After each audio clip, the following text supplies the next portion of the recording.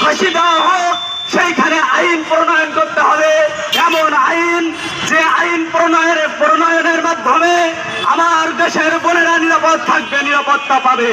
কেন আমার মায়েরা, আমার বোনেরা 5 বছরের শিশু পর্যন্ত ধর্ষিত হয়? প্রশাসনের কোনো সদুত্তর নাই। কারণ এমন আইন তৈরি করে রাখছে যে আইনের মারফতে ধর্ষকরা ছাড়া পেয়ে যায়। এমন আমরা আইন চাই না। আমার সোনার বাংলায় ধর্ষকের ঠাঁই নাই।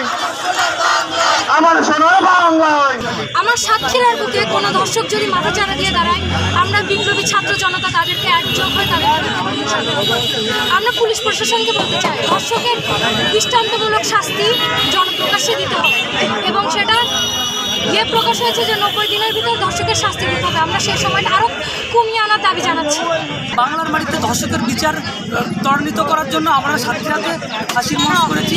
আমরা ধর্ষকের অবয়বে একটা মানুষ নির্মাণ করেছি, তাকে ফাঁসি দিয়েছি এবং ফাঁসির পরে তাকে আমরা আগুনে পুড়িয়েছি। আমরা বলতে চাই, দর্শকদের শুধু ফাঁসি দিলে হবে না, তাদেরকে ফাঁসি দেওয়ার পরে আগুনে পুড়িয়ে মারতে হবে। কারণ এরকম ঘৃণিত কাজ বাংলার মাটিতে করতে জন্য কোনো ধর্ষক আর সাহস না পায়, কোনো মানুষ জন্য আর ধর্ষক ফিরে না আসে।